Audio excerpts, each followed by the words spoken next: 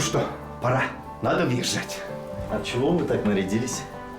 Будто на праздник идете какой-то, да? А чем тебе не праздник?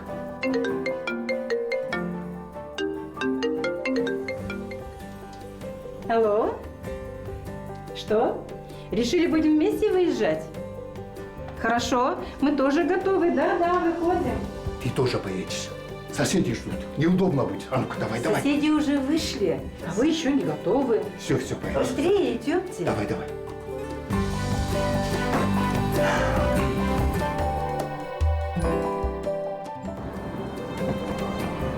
О, здравствуйте.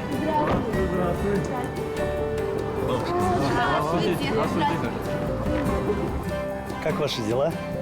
Хорошо выглядите. Спасибо, хорошо все. Ну что, все готовы? А мы в твоем возрасте особенно готовились перед голосованием.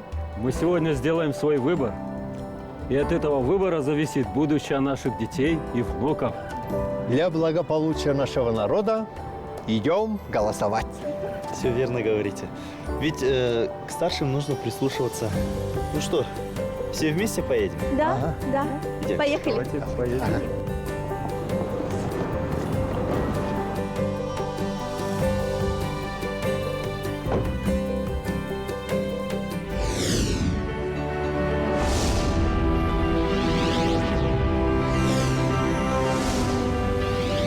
Будущее в твоих руках.